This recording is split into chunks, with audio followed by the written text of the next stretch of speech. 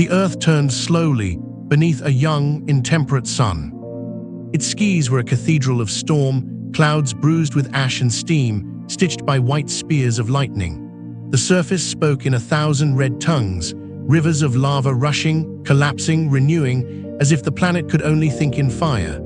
Far below that luminous skin, the mantle rolled in patient convulsions, a heavy breath that never quite exhaled. And deeper still, beyond thunder, beyond stone, beyond the reach of storms, waited the heart, a small, crystalline seed cupped in a vast, molten sea of iron. There, where sound ends and pressure begins, something new prepares to open its eyes. It would have no color. It would have no scent. It would not lift mountains or fling sparks or send waves ashore. But it would hold the air, hold the promise of water, hold the future steady against a violent star. Its first word was not a shout, it was a whisper in metal. Picture the outer core then, a midnight ocean of iron and nickel, not black, but beyond black, lit from within by a coppery glow that never found a horizon. Heat rose from the inner seed, a crystal pressed so hard by the weight of the world that it stayed solid in a place where everything else melted. At that boundary of solid and liquid, warmth blossomed constantly, urging the metal around it to move. The planet's rotation lent a steady cadence, slow on human scales, swift and shaping on the scales that matter here. In that spin, flows curved and curled, straight paths refused to remain straight. Columns of motion rose and fell in quiet procession, like massive pillars set adrift, great helical currents that wrapped around the hidden world, obeying geometry older than stone. There was no map, no compass, no north, yet. Only motion. Where metal moves, charges stir. At first it was nothing you'd call a spark, nothing theatrical, only the faintest separation, the shyest migration of charge along a loop of molten iron. But loops multiplied, braided, tangled, rejoined. Warm, buoyant streams climbed, cooler, denser streams sank. Boundaries formed and dissolved, and at each shearing edge, the delicate choreography of charge grew bolder. If you could have stood in that ocean, you could not. You would have seen no light. But if you could have felt it, you'd have known the difference instantly. A subtle thread tugging at every motion, a suggestion that curves wanted to be more than curves, that they wanted to close, to become loops of power that made new loops possible. A dynamo does not begin with a trumpet. It begins with a decision, motion choosing memory. One thread, then two. A skein of invisible lines, coiling and uncoiling through the liquid night. The lines had no weight, but they held. They had no color, but they were shaped. Each new line fed the others, and the others fed back, the first small feedbacks, the fragile conspiracies that mark a threshold crossed. They reached outward, tentative at first, feeling their way through the lower mantle's base before thinning into realms of stone that barely noticed. Still they climbed, scouting routes through a world that had never carried such a thing. They arched out of the planet entirely, not as light or vapor, but as presence, an unseen lattice rising from one polar region, curving through space, and returning to the opposite side. A loop, a second, a family of loops. With that, the Earth had done something new. It had drawn a boundary no eye could see. On the surface, nothing seemed different. Volcanoes did not pause to admire the change. Lightning did not dim. Meteors did not suspend their errands. Yet an inaudible hush settled through the planet, the hush of a mechanism that had found its rhythm. The outer core kept its slow, rolling arguments. The inner seed kept its crystalline silence. The mantle, oblivious, continued to breathe its heavy breath, but the newborn field, thin as a dream, delicate as frost, held. Gentle curls of magnetism wrapped the Earth, and for the first time, space had to bend its traffic around this world. It was a cradle woven from nothing you could touch. The planet's turn was a teacher. Swing a river on a spinning sphere and it forgets straightness. It arches, it braids. In the core, this arcing was law. Slender columns of circulation aligned with the axis of spin like trees in a deep midnight grove, their trunks made not of wood but of motion itself. In those columns, iron traced spirals, and spirals bred currents, and currents coaxed fields, and fields nudged currents back, softly, insistently, until the loops grew confident. You could call it engineering, but it was older than language. The Earth had discovered a way to remember its own motion and call that memory protection. Above, storms pressed their faces against the glass of sky, clouds shredded and reformed. The crust split, healed, split again, rafts of basalt clacking together like pottery in a hot kiln. No mountain tipped its cap to the new geometry, yet the future felt the hinge turn. Because gases rising from 1,000 throats of fire, carbon dioxide, nitrogen, water vapor, would now have a chance to stay. Because the delicate polar curtains that would one day dance were already promised in these first faint lines. Because a planet that can say no to its star, even gently, can survive long enough to become a home. The magnetic field's first act was humility. Its second would be endurance. Where molten metal meets flowing stone, there is a frontier, not a cliff, but a coast, eddies, shears, and subtle tides.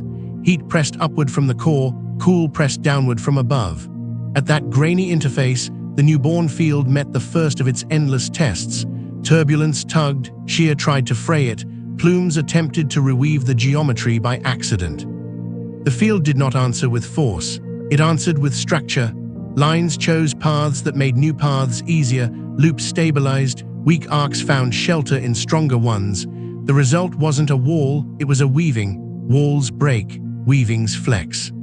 A planet that weaves lasts. No needle yet, no rock had cooled quietly in a lake to keep a record, no creature would one day hold iron on a string and watch it obey. Yet orientation was born. There existed, for the first time, a direction that mattered more than daylight, a silent axis along which the newborn field arranged itself, like the ribs of a lantern around a dark flame. The mantle did not care, the crust did not care, but geology is a long reader. When the time came for lavas to cool in peace, their tiny crystals would turn like sleepers finding a comfortable position, and in cooling, they'd remember the direction of the field. Not yet, but I promised. The Earth had begun writing a diary in advance of its own pen. I'm a bright tear in a black sea, warmer than my neighbors, light enough to rise. I curl as I ascend, the world's turn tugging my path into a spiral. I feel a tug that is not gravity, not heat, something asking me to move in a way that makes more of itself. I oblige. When I cool, I sink, and in sinking, I cross the paths I made on the way up. They nudge me, I remember the curve. Around me, 1,000 siblings do the same. We are not aware, but we are consistent. Consistency becomes a pattern. Pattern becomes law. Law becomes protection. I'm not a thing so much as a habit, rising here, sinking there, returning, rising again. The planet's turn keeps me tall, pressure keeps me disciplined, heat keeps me alive. I feel the field wind through me like taut silk, barely a sensation, more a permission to continue. I do not know it yet, but my persistence will draw lines into space that a million future nights will paint in green. High over the boiling clouds, where ash thins and the air forgets to be heavy, a faint architecture extends from earth into the black. It has no beams, no stone. It is a whalebone made of intention, lines that do not stop at the edge of air, lines that step into vacuum and then return. If the sun were to exhale rudely, these lines would already begin to say, "Please go around." They cannot stop everything. They do not need to. They only need to edit the universe into something survivable.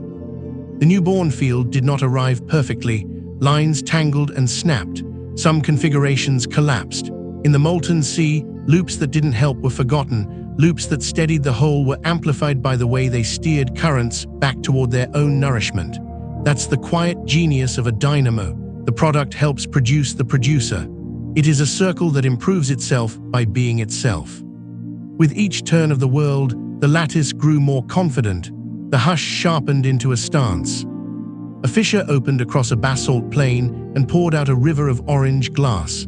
At its crest, ash drifted sideways, behaving oddly for a moment, a whisper of alignment too subtle for any eye. In a far-off plume, a fraction more gas decided to stay rather than be lost to space. These were tiny echoes, barely events, but the direction of history shifted a grain. The field did not announce itself. It offered a bias toward endurance. Say the word aura and people think of color. The planet's aura was colorless and in these first hours fragile. Yet nothing else around Earth was gentle. Lava, lightning, impacts, solar tantrums, so gentleness itself was radical, the aura strengthened by refusing drama. With each passing day, loops extended further. The bow of the magnetosphere, though no one called it that, pressed a thin shock a little farther upstream into the solar wind, and the long tail behind the planet learned to stream like a banner.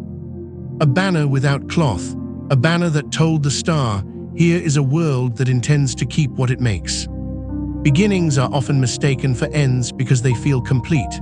This one was. The field would wax and waver, be harried by storms, reorganize, discover tougher geometries as the core's patterns matured. It would inherit subtle flavors from the mantle's moods, from heat that waxed and waned, from the slow arithmetic of the inner seed growing atom by atom. But the essential thing had happened. A boundary had been drawn, not against the Earth for it. Much later, when the surface finally allowed a lava lake to cool in peace, tiny iron-bearing grains would lock into alignment as they froze, little compasses preserved in stone. Whole cliffs would become pages, whole continents, archives. Geologists not yet imagined would open those books and read the flicker and sway of poles and strengths across deep time. For now, the pen hovered above the paper. The ink, unseen, invincible, was already flowing. What is the first gift of a magnetic field? Not color, not a spectacle. It is permission, permission for the lightest things to linger, for sky to thicken, for water to practice falling and not be stolen, for chemistry to attempt longer stories. The Earth, for the first time, could say a soft but consequential word to the sun's wind. Stay to the air, to the steam, to the chance of rain that will not simply flee. So the Earth turned, storms in the clouds, fire in the cracks, stone in slow circulation, and below it all the iron ocean kept its vow. In its spirals, charge found courage. In its courage, lines found one another. In their weaving, a world found its first invisible wall. No creature marked the moment, no calendar circled the date, but history changes whether it is witnessed or not. The field did not announce itself because it didn't need to. Its language is endurance. In silence, a guardian opened its eyes. In darkness, a lantern with no flame was lit. And the world, still roaring with youth, quietly became harder to break. The Earth was still in chaos. Volcanoes split its thin crust, mantle plumes boiled upward in red columns. Clouds of steam swirled, lightning flayed the skies, meteors scarred the surface. But beneath that violence, something silent had awakened. An unseen presence, faint but growing. Not fire, not stone, not air. A hidden force. The molten outer core, restless in its ceaseless circulation, spun this new thing into being. Loops of iron carried charge, charges made currents, currents wove fields. The first magnetic lines stretched outward, tentative as vines reaching into darkness. No creature saw them, no storm announced them. But they were real, and they were growing. At first the field was fragile, fragile as a spider's silk in a gale. Its loops tangled and snapped, folded inward, collapsed under turbulence. But each failure became an instruction. The core adjusted, redrew, and the loops returned stronger. Some lines curled back immediately, shallow arcs beneath the crust. Others pushed higher, brushing the base of the atmosphere. A few stretched into the void, reaching beyond the air, only to fall back in curling paths. With each turn of the Earth, the lattice thickened. From faint threads, it became a fabric. From fabric, a cloak. Though invisible, the field was vast. Imagine a lantern woven not from glass or flame, but from intention. Its ribs were lines of force, arching outward from the poles, looping through space, converging on the opposite side. The structure pulsed with the Earth's rotation, with the churn of molten metal. It had no walls, but it shaped the traffic of the cosmos.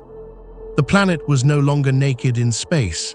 It wore an architecture unseen, a geometry of survival. Each day, each cycle, the field grew steadier. Its lines extended farther into space, more resilient to turbulence. What had been a whisper became a hum, what had been fragile became enduring. The mantle still roared, the crust still cracked, the atmosphere still boiled, but above them all an aura shimmered, not visible, not audible, but present, wrapping the world in unseen hands. The earth carried a hidden force, a cloak no storm could grasp. The surface did not know. Volcanoes erupted, unaware of the shield above them.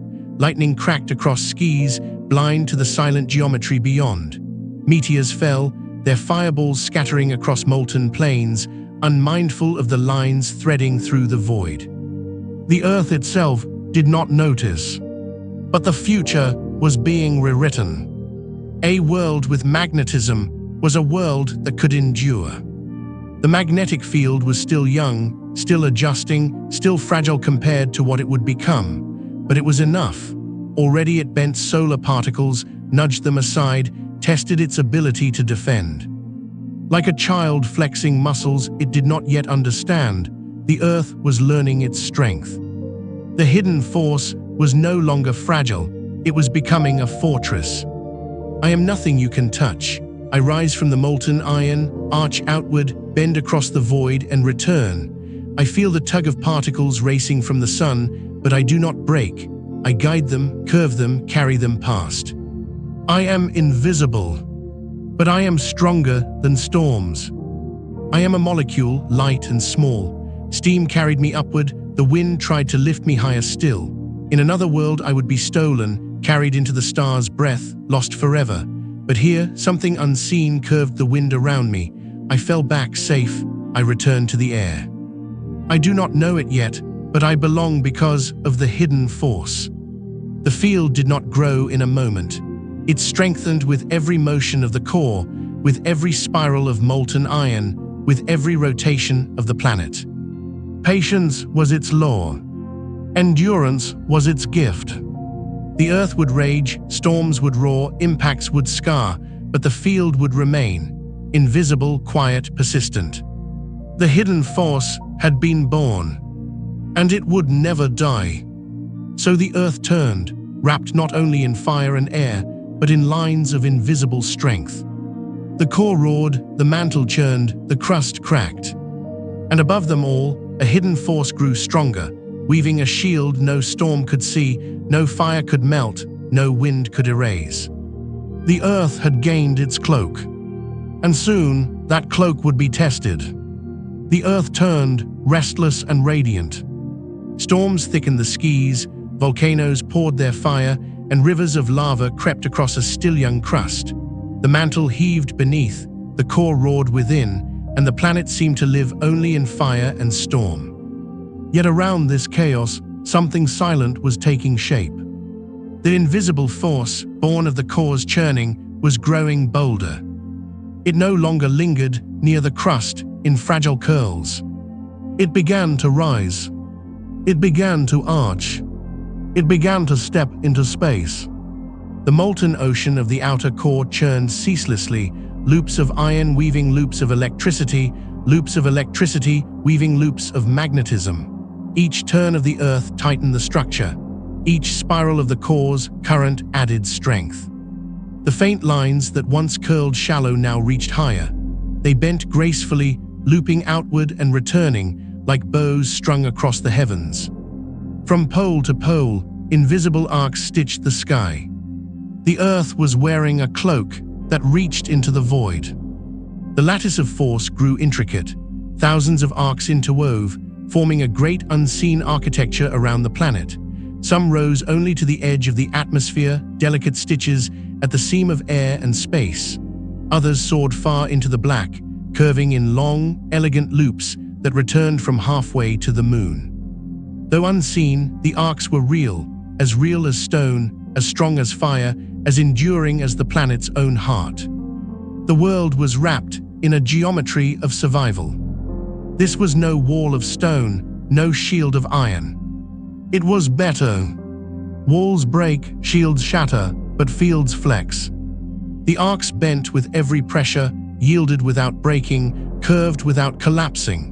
They guided rather than resisted, deflected rather than denied. In silence, The Earth had built a fortress greater than mountains. At the boundary, where air thinned to nothing, the arcs became the Earth's first ambassadors. They extended outward, invisible hands brushing against the winds of the sun. There the field learned the shape of pressure, the taste of resistance, the rhythm of a storm not yet faced. The magnetosphere had been born. I rise from the core's molten sea, curve through the mantle's base, pierce the crust, and leap into the sky. I stretch farther than clouds, farther than the tallest plume of ash, farther even than the air itself. I am unseen, but I exist. I carry no color, but I carve the path of storms. I am not alone, thousands of my kin surround me, weaving a net across the heavens. Together, we are the Earth's first shield. I race outward from the star, fast and hot, a charged ember in a cosmic wind. My path is straight, my speed unstoppable. Other worlds cannot turn me aside. But as I near Earth, something pulls. Something unseen curves my path, lifts me away, sends me arcing past the planet. I cannot fight it, I cannot resist. I am turned aside. The Earth remains untouched. Though unseen, the arcs gave the Earth an aura. From space, if one could have looked with the right eyes, the world would have shimmered with loops of invisible light, a halo of power cradling its storms. No storm of air could match it. No eruption of fire could rival it. The aura was silent, but it was supreme. The arcs did not stop at the atmosphere. They stretched far beyond, wrapping the Earth in a bubble of protection. This was the first true magnetosphere, a domain carved not by stone, not by water, not by air, but by force. The planet was no longer naked in space, it was armored in silence. On the surface, nothing had changed. Lightning still slashed the skies, volcanoes still bled rivers of fire, meteors still hammered the crust. But the difference was immense. What once would have been stolen, a breath of gas, a wisp of water vapor, was now guided back. The sun might rage, but the Earth would endure. So the Earth turned, fire at its surface, storm in its skies, iron at its heart. And above it all, arcs of invisible force stretched outward, looping into the black, curving from pole to pole, weaving a fortress that no storm could break. The Earth had gained its aura. The Earth had gained its first true shield. The arcs had reached into space. And the planet would never be the same. The Earth turned beneath a restless sky. Its thin crust cracked and healed, volcanoes boiled rivers of stone, storms churned in heavy clouds. The core roared within, weaving invisible arcs of force that looped high into space. But Earth was not alone. Above it burned the star that had given it life. And that star was young. That star was wild. The sun of the Hadean was not the quiet, golden lantern we know today. It was fierce, impatient, and turbulent. Its surface boiled with violence, its corona hurled fire into the black, its storms raged outward across the solar system. This was the sun's fury. The sun then spun faster, lived hotter, burned with greater hunger. Its surface seethed with storms the size of worlds, dark sunspots flaring and collapsing in minutes. Its corona, the luminous crown of plasma surrounding it, hurled rivers of charged particles outward in constant exhalation. Every second, winds of fire raced into space. They struck planets, battered atmospheres, scoured worlds. The solar system was a sea of radiation, and the sun was its storming heart. To orbit near this star was to endure trial. The solar wind blew ceaselessly, a flood of protons and electrons hurled outward at nearly 1,000,000 miles per hour. It had no scent, no color, no sound, but it had power. When it struck unshielded worlds, it stripped their skis. Atoms were plucked upward and carried into space, rivers of air vanishing molecule by molecule. Mars would one day lose its breath this way. Mercury would never hold one. Even Venus would find its waters stolen.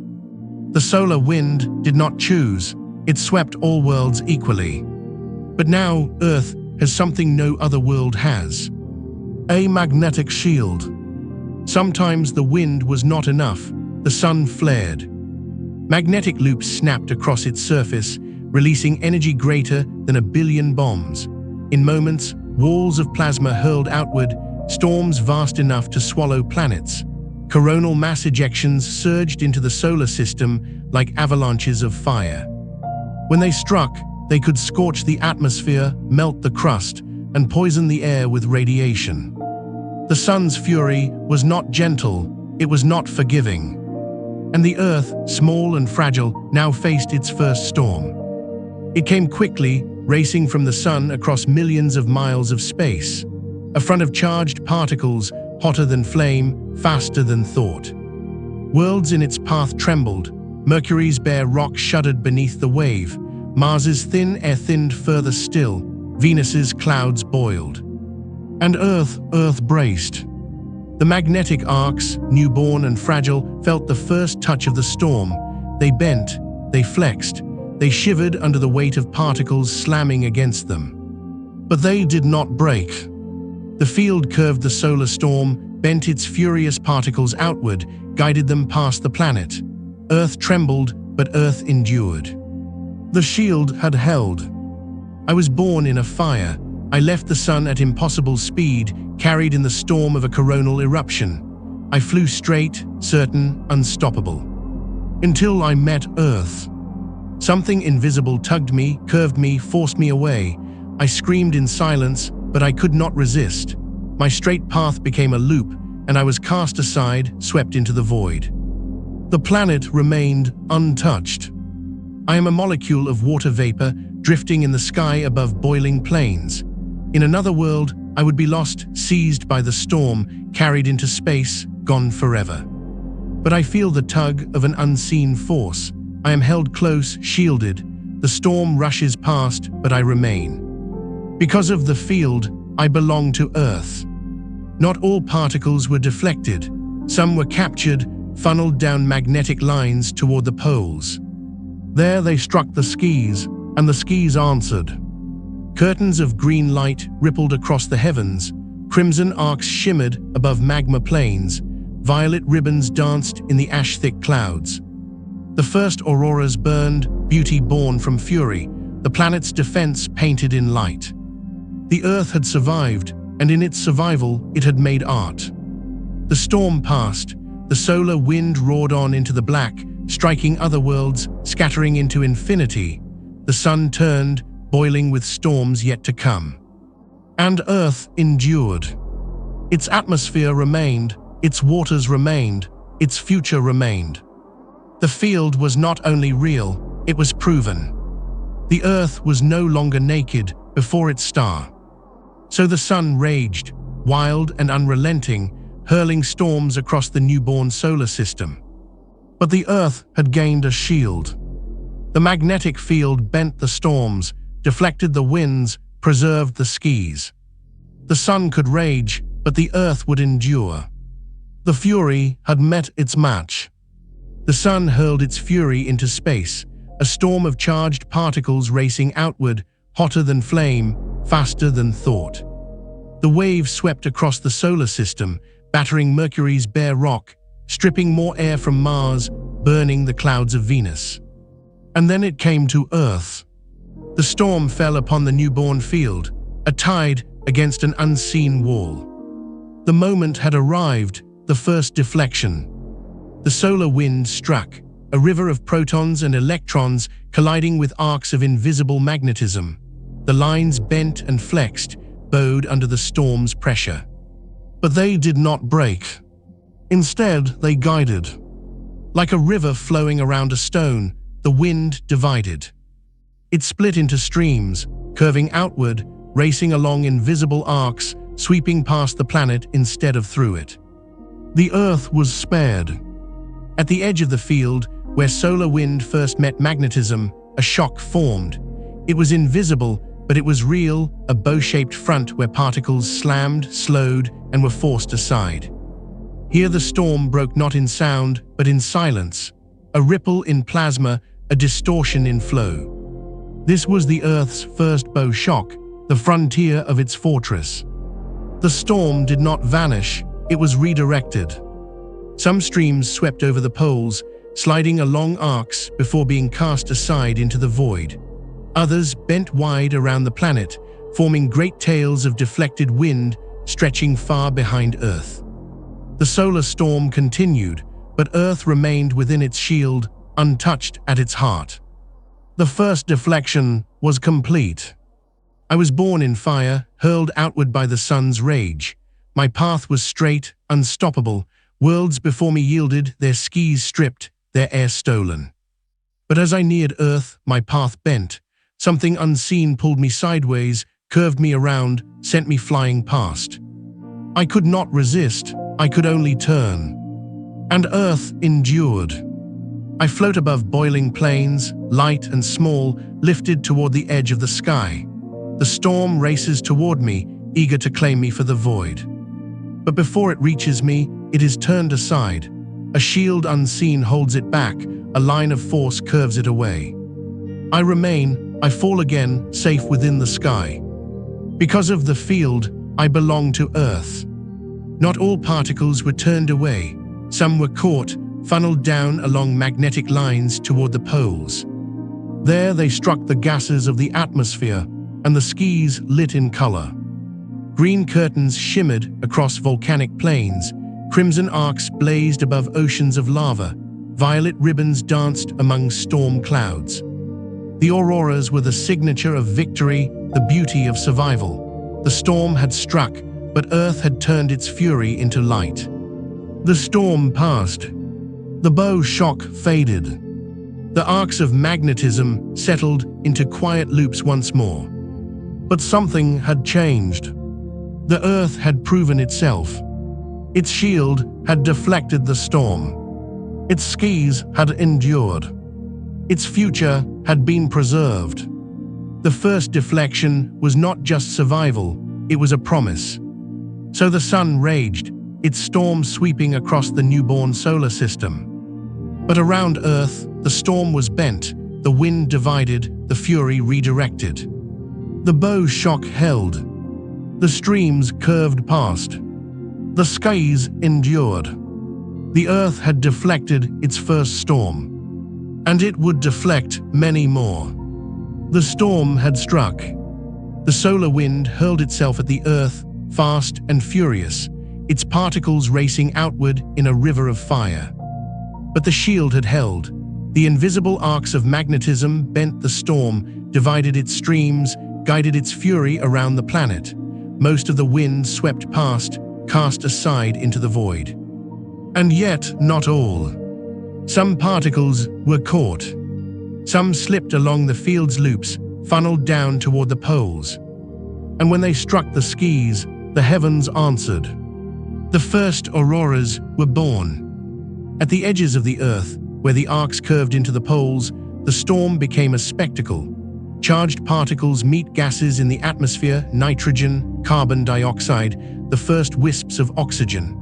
Their collisions lit the sky, igniting colors no eye would ever see, but real nonetheless. Green shimmered in wide curtains, glowing above volcanic plains. Crimson bled into the clouds, staining them like fire seen through mist. Violet ripples flickered, faint but present, as if the heavens themselves were breathing. The skis became a theater of light. The auroras burned, but not with heat. They shimmered with energy, with color, with silent brilliance. Above rivers of lava, above oceans of magma, above skis filled with lightning, the auroras added something new: beauty. The Earth had endured its first storm, and in enduring, it had made art. The auroras did not stand still. They moved, they danced.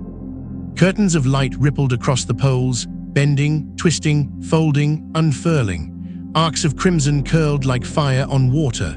Waves of green pulsed across the horizon, fading and returning. The skis became alive, not with storm but with grace. The Earth had turned fury into dance. I raced from the sun, fast, unstoppable. The shield caught me, curved me, funneled me down. I did not strike the atmosphere head-on, I was guided. When I reached the sky, I saw a molecule of gas. We collided. Energy bloomed not in fire, but in light. For a moment, I painted the heavens, then I was gone. But my light remained. I am the sky above a boiling world. For ages I was storm and ash, lightning and rain, but now something new touches me. Currents of energy spark across my gases, and I glow. I glow in green, in crimson, in violet. I ripple and sway, painted by particles guided from the sun itself. I am not the only storm, I am canvas. Before the auroras, the skis had only known darkness, storm, and lightning. Now they had color, now they had beauty. Though no creature looked upward to see them, the first auroras marked a turning point. The earth was not only surviving, it was transforming chaos into wonder. The magnetic field was not only a shield, it was a painter. The auroras moved like music made visible. Waves pulsed as though to rhythm, curtains folded as though to melody. The dance was silent, but it felt like a song. The earth was composing, even without an audience. It was the first time survival had written beauty. At the poles, the skis were alive. Auroras burned above ice that had not yet formed, above seas that did not yet exist, above forests not yet dreamed of. They burned for a world uninhabited, unknowing, untouched. But they burned nonetheless. Because beauty does not wait for witnesses.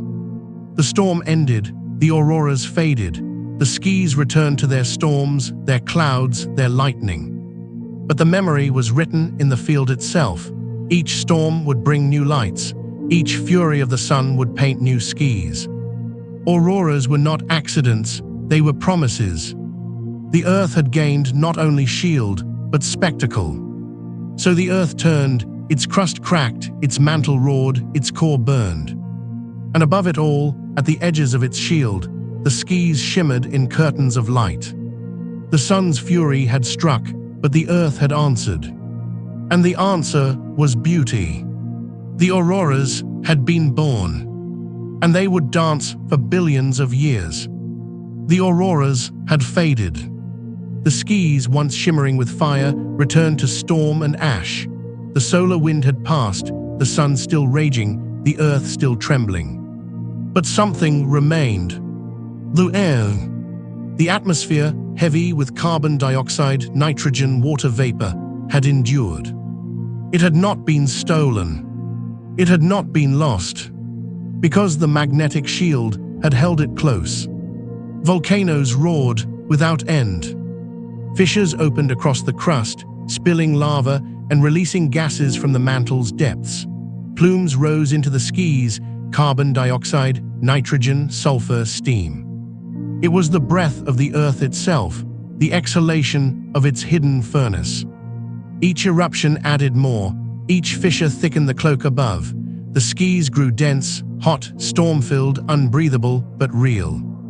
And without a shield, they would not have lasted a day. The solar wind had no mercy. It swept across the worlds, plucking atmospheres upward, carrying them into space.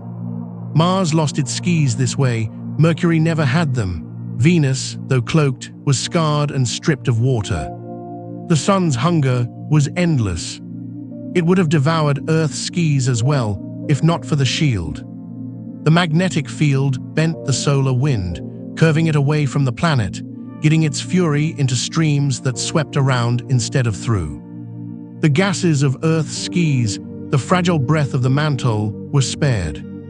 Every molecule that rose from a volcano, every wisp of steam from lava, every plume of gas, all were held close. The field embraced the air, invisible but unyielding. I rise from fire, I am lifted from molten stone, exhaled into the skis. The wind tries to take me, the star hungers for me. But something curves the storm. I am pulled back, I remain. I thicken the sky, I endure. Because of the shield, I belong to Earth. I am a droplet undone, a breath of water rising above boiling plains. The storm reaches for me, but unseen arcs bend it aside. I linger, I fall, I rise again. I am not stolen. Because of the shield, I am promised. This was not the air we know. It was heavy with carbon dioxide, thick with nitrogen, poisonous with sulfur, hot with steam. It would choke any breath of life that one day came to be. But it was an atmosphere, and the atmosphere was endurance. The shield had preserved it. Without it, Earth would have been bare stone, a dead world, a silent sphere. Instead, it became a world with skis. Water vapor rose in endless cycles, exhaled by volcanoes, gathered in clouds, falling as rain, boiling away, rising again. Without the field, the sun would have stolen each droplet, molecule by molecule, carrying them into space. But the field held them back. It allowed the rains to fall and rise again. In that cycle lay the promise of oceans. The preserved gases thickened.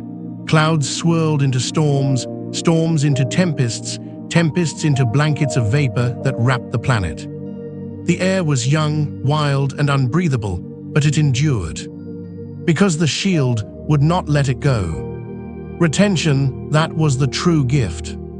The shield did not make air. Volcanoes did, the mantle's breath did, but the field allowed the air to remain.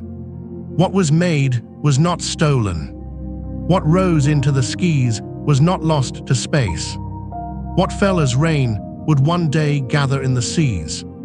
The shield gave Earth not creation, but possession. So the Earth turned, fire in its mantle, storms in its skis, auroras at its poles. And above it all, the magnetic field bent the sun's fury aside, holding the air close, keeping the breath of the mantle within. The Earth had gained more than a shield. It had gained a sky that could last. The breath of the planet was preserved, and with it, the promise of oceans, continents, and life. The skis above the young Earth were thick with storms. Clouds of ash swirled with clouds of steam. Lightning laced the heavens, striking boiling seas of lava. Rain fell in sheets, only to vanish in an instant, boiled into vapor, rising again in a cycle of futility. But not all was futile. Because above the storm, around the planet, an invisible shield held steady. It bent the sun's fury aside. It kept the mantle's breath close. And in that embrace, water endured. Water was exhaled by the mantle, breathed out in plumes of steam with every eruption. It rose into the skies, gathered into clouds, and fell as rain. At first, the surface was too hot.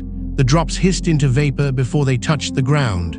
Rivers could not form, oceans could not gather. But even if they boiled, they were not lost. The shield kept them close, cycling upward, downward, upward again. The first drops of water belonged to Earth. The sun reached for them. Its solar wind clawed at every molecule of water vapor, seeking to pluck them upward and fling them into space. On Mars, the sun would succeed. Mars's shield would falter, its water lost, its rivers frozen, its seas gone. But on Earth, the field bent the storm. The water was spared. The Earth had kept its most precious gift. The skis thickened with vapor. Clouds swelled vast and heavy, stretching from horizon to horizon, glowing red in the firelight of magma below. They gathered, burst into rain, and reformed. The rains fell endlessly, testing the surface, cooling it bit by bit, carving furrows in stone, smoothing lava into dark plains. Each drop that returned was a promise. Each cloud that endured was a step toward the oceans. I fall from a storm heavy and fast. I strike molten stone, hiss into vapor, rise again. I fall once more, boil again. The sun tries to take me, but something unseen holds me close. I return again and again. One day I will not vanish. One day I will gather in the sea. But even now I remain. Because the shield says, stay. I begin as vapor, I drift into clouds, I fall as rain. I long to join others, to flow across stone, to gather in rivers. But the world is too hot, too young. So I rise, I vanish, I return. Again and again, the cycle repeats. Without the shield, I would be stolen into the void. With it, I endure. I am patient. I will wait until the world is ready. The rains fell and boiled away, fell and boiled away, but the cycle was not futile. With each return, the surface cooled. With each cycle, the air thickened. The magnetic field did not cool the world, but it kept the cycle alive, protected, unbroken. Patience was the secret of water's survival. Though oceans had not yet formed, their seeds were here. In every droplet that fell and rose again, in every cloud that gathered and burst, in every wisp of steam that was not stolen by the sun. Each preserved molecule was a stone in the foundation of oceans to come. The seas were not yet, but they were promised. Elsewhere water was lost. Mars's rivers dried, Venus's seas boiled into the sky and were stolen. Mercury never even held the chance. But Earth's water survived. Not because the sun was kinder here, but because the shield was stronger. Earth's oceans were not accidents, they were victories. The first oceans were still far in the future. The surface was too hot, the crust too fragile, the storms too fierce. But the script was written. Water belonged to Earth. When the surface cooled enough, it would fall, gather, and endure. The shield had written the future of seas. So the Earth turned, boiling skies above, rivers of fire below. Rain fell, boiled, rose again, a cycle endless, restless, patient. And around it all, the magnetic shield bent the sun's fury, held the water close, preserved the promise of oceans. The Earth had survived the sun's hunger. It had kept its water. And because of that survival, it had kept the future of life itself. The Earth turned, shielded by its invisible cloak.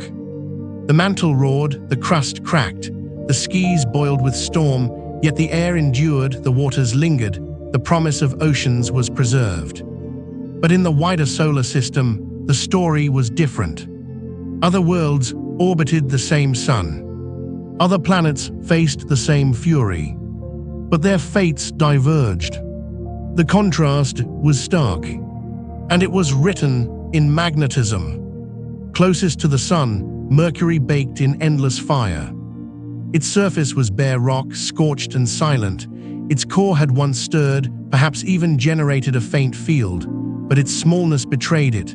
Cooling came quickly, the dynamo sputtered out, the shield died. Without protection, the solar wind stripped Mercury bare. No air lingered, no water remained. Its surface was pocked with craters, scarred by impacts, unchanging in silence. Mercury was a world without a cloak. It was a reminder of what Earth could have been had its heart been smaller, had its shield never awoken. Venus, near in size to Earth, began with promise. It exhaled gases, it held heat, it gathered clouds. It might have cradled water once long ago. But its shield was weak. Perhaps it never truly formed. Perhaps it died too soon. The sun's wind stole the water molecule by molecule, hydrogen whisked away, oxygen bound into rocks. The seas boiled away. The clouds thickened with carbon dioxide and sulfur, trapping heat in a runaway fever. Venus became a furnace, cloaked not in protection but in poison. It was Earth's twin and its warning. Mars, smaller than Earth, exhaled too. Volcanoes built mountains higher than any on Earth. Skies thickened, rivers once carved valleys, oceans may have spread wide. But its heart cooled. Its dynamo slowed. Its magnetic shield faltered and died. When the sun's wind came, there was nothing to deflect it. The air thinned, stripped into space. The seas evaporated, their vapor lost. What remained froze into caps of ice, locked forever in silence. Mars became a ghost of what might have been. A world with scars of rivers, but no rivers, with valleys but no seas, with clouds but no rain. And then there was Earth. The core churned, the field endured, the shield bent the storm. The mantle exhaled gases, the atmosphere thickened. The rains fell, rose and fell again, but they were not lost. While Mercury was stripped, Venus suffocated, and Mars froze, Earth endured. It was not size alone, it was not distance alone. It was the field. Earth alone had a shield strong enough to hold its skis. I race from the sun, fast as thought, hot as fire. I pass Mercury, where there is nothing to stop me. I pass Venus, where I steal water, molecule by molecule. I pass Mars, where I thin the air until silence reigns. Then I reach Earth. I am bent. I am deflected. I am cast aside. The planet endures because I cannot touch it. I once flowed in a river, ran across plains, carved valleys, but the shield was gone. The storm reached me, plucked me upward, carried me into space. I was lost. Mars was lost. I fall as rain, I boil, I rise. The storm reaches for me, but I am held close. The field bends the fury away. I remain. I fell again. I rise again. I endure. Because the Earth has a shield. 3 planets faced the same sun. Mercury stripped. Venus poisoned. Mars frozen. Earth shielded. Earth enduring. The difference was not fate, it was not a chance. It was magnetism. In the chaos of the Hadean, Earth did not stand out in size or distance or brightness, but it had a living heart, a restless core, a dynamo that refused to die. That dynamo gave Earth its shield. That shield gave Earth its skis. Those skis gave Earth its seas. And those seas would one day give Earth its life. So the Earth turned, its shield shimmering unseen, its skis thickening, its waters waiting. And beyond it, the solar system turned too, Mercury bare, Venus burning, Mars frozen. 3 worlds broken. 1 world shielded. The difference was invisible, but immense. The Earth had endured, because it alone had kept its shield. The Earth turned, its heart glowing deep within, its mantle churning, its crust cracking and healing. The skis swirled with storms, heavy with volcanic breath. And around it all, unseen, unsung, but immense, stretched the shield. The arcs of the magnetic field had grown vast. They were no longer fragile curls, no longer tentative lines. They had become a structure, a realm, a fortress. The Earth had built a castle in the void, not of stone, not of steel, but of force. An invisible fortress. The magnetosphere was not a wall you could touch. It had no thickness, no surface, no color, yet it was stronger than any stone wall, more enduring than any fortress built by hand. Its walls were lines of force, arcs of magnetism stretching thousands of kilometers outward. They bent storms, they deflected winds, they absorbed fury and gave nothing back.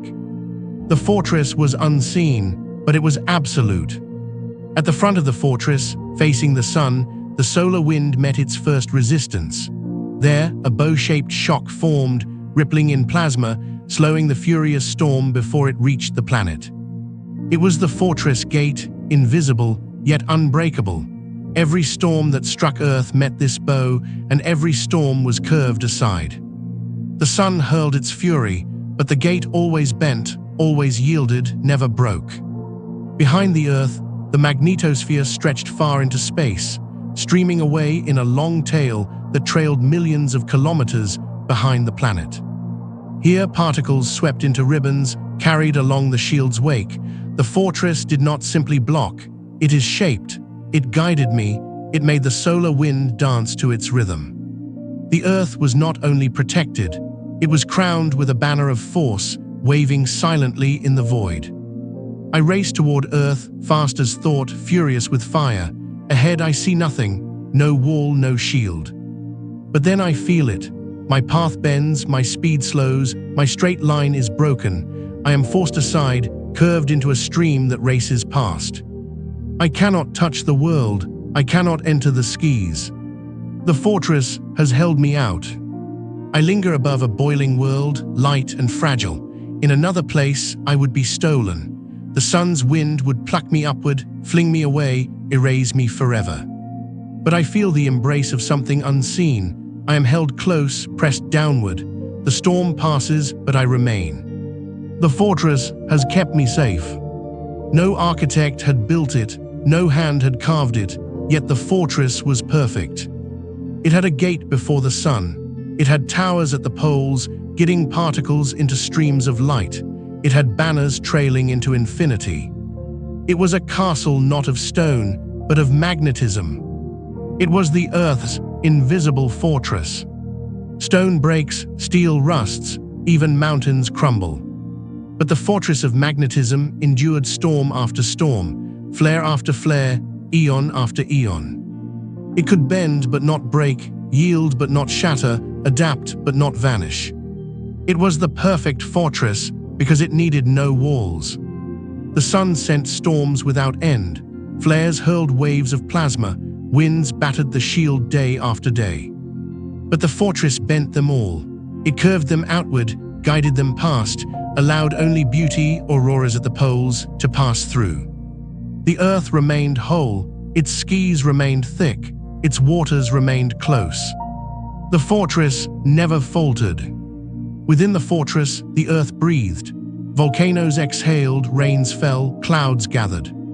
The surface was still chaotic, still fiery, still storm-filled, but all of it happened within safety. All of it happened because the fortress endured.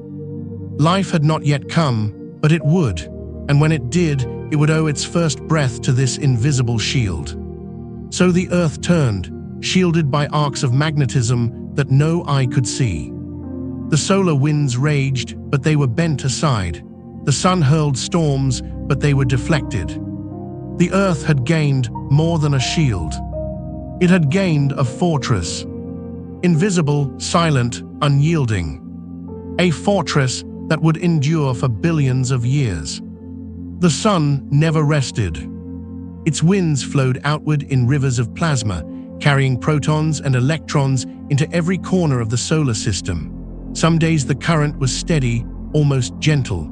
Other days it surged in waves, sudden storms of fire hurled outward in flares and ejections. And always, Earth was there, a small, fragile world wrapped in its invisible cloak. The solar wind pressed. The magnetic shield bent. The storm and the fortress moved together. This was not war. It was a dance. The solar wind never ceased. From the fiery surface of the sun, streams of charged particles raced outward at unimaginable speed. They had no scent, no voice, no color. They were a presence, a pressure, a river without end. Some planets yielded. Mercury, bare and silent, allowed the wind to scour its rock. Mars, stripped of its shield, let its air be carried away.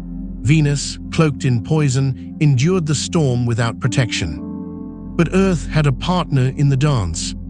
The shield was ready. The magnetosphere was not rigid.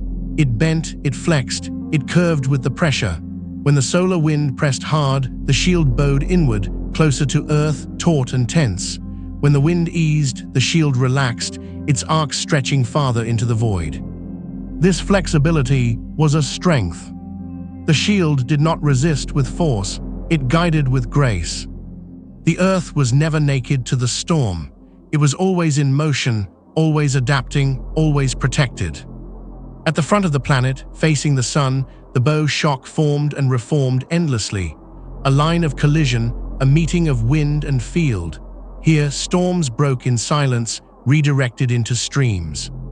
Each flare struck this bow, each wind bent around it, each storm divided. The bow shock was the first step in the dance, the place where the storm met the shield. Not all particles were deflected. Some slipped through, guided along arcs of magnetism into the poles. But even this was not a breach, it was choreography.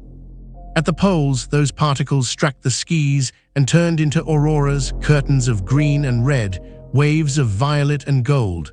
They were not destruction, but display. The storm became light. The poles were the stage of the dance, where fury became beauty. I rush outward from the sun, wild and fast.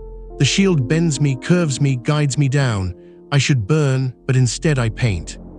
I become light. I dance. I am not stone, I am not steel. I am motion, I am arcs of force. When the storm presses, I yield. When it withdraws, I stretch. I do not break, I am a guide. This is my dance with the sun. The solar wind never stopped. The magnetic field never faltered. Together they formed a rhythm older than oceans, older than continents, older than life itself. Press and bend. Strike and deflect. Fury and grace. It was the oldest dance the earth would ever know. The auroras were the chorus of this dance, the visible reminder of the shield's work. Every storm became light, every flare became beautiful. The earth was not only defended, it was illuminated. The rhythm would not end.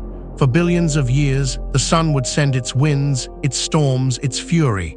And for billions of years, the earth would bend, deflect, endure. The fortress would never tire, the dance would never cease. Together, storm and shield would shape the planet's skis, its seas, its future. So the earth turned, wrapped in its invisible fortress, bathed in storms of fire, glowing with auroras at its poles. The solar wind pressed. The magnetic shield flexed. The storm became light. It was not war. It was not destruction. It was a dance, the oldest, most enduring dance of the earth. The earth turned beneath heavy clouds. Its mantle exhaled gases, its volcanoes poured breath into the air. The skies thickened with carbon dioxide, nitrogen, sulfur, and steam. Lightning flared, storms churned, rain fell and boiled away. And through it all, the magnetic shield bent the fury of the sun aside. It deflected winds, redirected storms, and preserved the fragile molecules of air. Because of the shield, the sky remained. The earth had gained the sky that stays. The first air was wild. It stank of sulfur, it boiled with steam, it was heavy with carbon dioxide. It was not air that could be breathed, not air that could cradle life. But it was air. It was the beginning of an atmosphere, the first cloak the earth had ever worn. Without a shield, it would have been stolen in days. But with the shield, it remained. The solar wind clawed at it endlessly.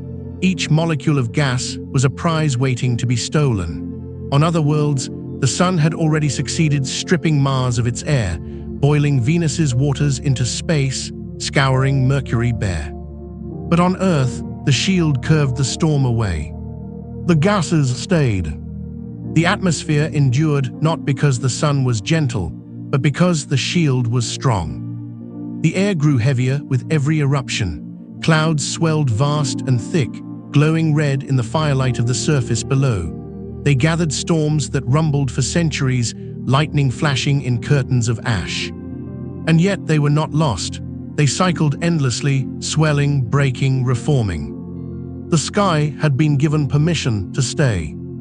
I rise from a fissure, exhaled by molten stone. The wind of the sun reaches for me, eager to steal me into the void. But I feel the pull of an unseen line, the embrace of a force I cannot name. I am guided back, I am pressed close, I remain. I am the sky of earth, and I stay. I am storm and sulfur, I am steam and carbon. I boil with tempests, I flash with fire. I am too heavy to breathe, too violent to calm. But I endure. Other worlds lost their skis, I keep mine. I am the gift of the shield. I am the sky that stays. Look outward. Mars once breathed, but its skis were stolen. Venus thickened, but without balance, its skis became poisonous. Mercury never held any air at all. Only Earth kept its first atmosphere. Only Earth wore its cloak without losing it. The difference was the shield. The shield did not create air, the mantle did. The shield did not calm storms, the sun ensured they raged. But the shield allowed every molecule to remain. It made possession possible. It made permanence possible. The gift was not creation, but retention. The air was not yet what it would be. It was toxic, heavy, storming. It could not cradle forests or oceans or lungs. But because it stayed, it could change. Because it endured, it could evolve. Because it was not lost, it could one day become the air of life. The shield gave time. Time gave me a transformation. The sky above Earth was not beautiful then. It was dark with ash, red with firelight, thick with poison, but it was a promise. Promise of oceans below. Promise of rain that would remain. Promise of air that would one day breathe. The shield preserved the promise. So the Earth turned, fire at its surface, storm in its skis, iron at its core. And around it all, the magnetic field bent the fury aside, held the molecules close, preserved the air. Other worlds lost their skis, but Earth's sky endured. It was the sky that stayed. And because of it, life would one day be possible. The Earth turned beneath a young and violent sky. Its mantle heaved, its crust cracked, its core roared with molten fire. The sun flung storms without mercy, solar winds clawing at every molecule of air, every wisp of water vapor. But Earth's shield endured. It bent the winds, deflected the storms, preserved the skis and waters. And in doing so, it gave Earth something no other world received. It gave Earth time. The surface was hot, oceans of magma glowing, lava rivers carving restless plains. Rain fell, boiled, and rose again. But the cycle endured. Droplets returned, clouds gathered. Each storm carried heat away, each eruption spread it thinner. Slowly, slowly, the surface cooled. Without the shield, the rains would have vanished into space. The cooling would have stopped. The surface would have remained forever hot. But the shield held the water close. The cycle continued. And Earth was given time to cool. Water cycled endlessly, patient as eternity. Clouds swelled, storms broke, rains fell and boiled again and again. Each cycle thickened the air, cooled the stone, deepened the basins. At last, one day, the rains would not boil away. They would linger, gather, fill. The first oceans would shimmer into being. Without the shield, there would have been no patience.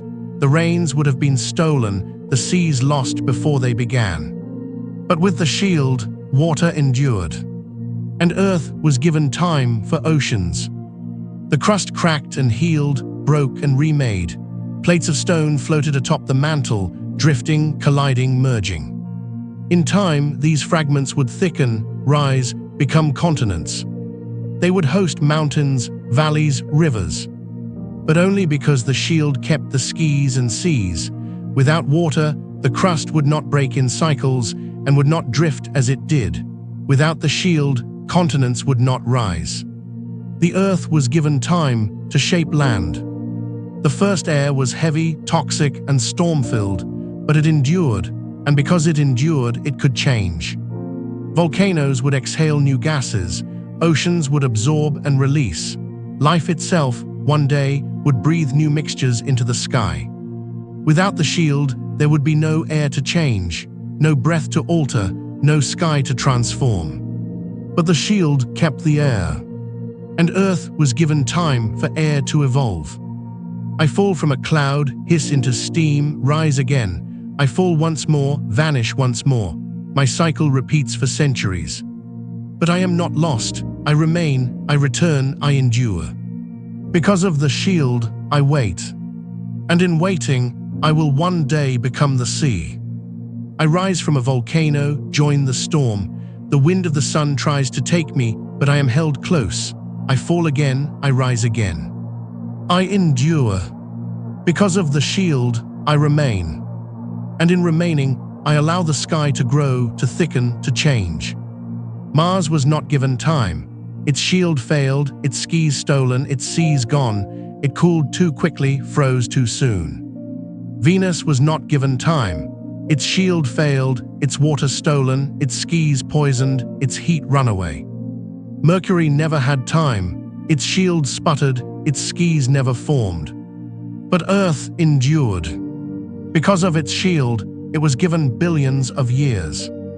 And in those years, it became unique. The shield's greatest gift was not air alone, not water alone. It was patience. Patience for cooling. Patience for oceans. Patience for continents. Patience for skis. Patience for life. It gave Earth a long memory, a stretched clock, a story told across eons. Life could not rush. It needed billions of years to rise from molecules to cells, from cells to forests, from forests to civilizations. Without the shield, that story would have ended before it began. But with the shield, the Earth carried time in its hands. The clock ticked slowly, and in that slow ticking lay the promise of life. So the Earth turned, storms in its skis, fire in its mantle, iron in its core. And around it all, the magnetic shield endured, deflecting storms, preserving skis, saving seas. It gave Earth not just protection. It gave Earth time. Time to cool. Time to gather oceans. Time to shape continents. Time to breathe. Time to live. The Earth was given the gift of time. And with it, the story of life became possible. The Earth turned, young no longer, but restless still. Its mantle flowed, its crust shifted, its core churned. The sun flared and breathed, storms swept through space, winds pressed against every world. But around the Earth, unseen yet immense, stretched a shield. It bent the winds, guided the storms, painted auroras at the poles. It kept the skis, it kept the seas, it kept the time. It had been born in silence. It would endure in silence. It was the guardian forever. The magnetic field made no sound, no light of its own. Yet it was everywhere. It shaped the path of storms, preserved the breath of air, and held the promise of water. It stretched into space, invisible arms enfolding the planet, never resting, never ceasing. It was a sentinel without eyes, a guardian without hands, a fortress without walls. And it had kept its vigil for billions of years. What is a guardian? Not a warrior that fights once, but a presence that endures always. The field endured. Each storm bent. Each flare deflected. Each wind guided aside. The Earth never stood naked before its star, not for a moment, not for a day. The guardian did its work in silence. Because of the shield, the skis remained. They thickened, they cooled, they transformed. They became breathable, they became beautiful, they became the cloak of life itself. Every breath of every creature that would ever live, forests, seas, animals, humans, was preserved because the guardian held the first skis in place. The skis are the memory of the shield. Because of the shield, the rains endured. They cycled endlessly until they gathered in the oceans. They filled valleys, carved rivers, sculpted continents. Every wave that crashed on every shore, every river that carved every canyon, every drop that filled every cell of life owed itself to the guardian. The seas are the gift of the shield. I am not seen, I am not touched, I am not named by those I protect. But I am here. When the sun flings storms, I bend them. When the winds press, I guide them. When the skis tremble, I hold them. I am not stone, I am not fired, I am silent. But I am eternal. I am the guardian forever. I breathe, my lungs expand, my chest fills with air. I drink, my body fills with water. I lift my head and I live. I do not know why my air remains, why my water endures, why my world is kind. But it is because of the guardian. It has watched me since before I was born. I live because it endures. Mercury is bare, Venus is poison, Mars is frozen. But Earth is alive. The difference is the guardian. The field made survival possible. It made time possible. It made life possible. The guardian was the quiet law of the Earth. For billions of years, the field has endured. It has shifted, wavered, reversed, but it has never failed. Storm after storm struck, flare after flare erupted, yet the shield bent them all. The auroras danced, the skis thickened, the seas deepened, and life rose in the safety of its fortress. The Guardian never slept. Even now, the Guardian remains. Beneath our feet, the core churns. Above our heads, the field arches. The sun still hurls its storms, but we do not feel them. The shield still bends them aside, and we breathe safely within its embrace. Every aurora that dances today is its reminder. Every compass needle that points north is its signature. Every breath we take is its legacy. The Guardian is forever. So the earth turns, its heart of iron burning, its mantle roaring, its crust drifting, its skis alive. And around it all, unseen, unbroken, unyielding, is the shield. It was born in silence. It endures in silence. It is the Guardian forever. Because of it, the earth has skis. Because of it, the earth has seas. Because of it, the earth has life. And it will remain until the end of time.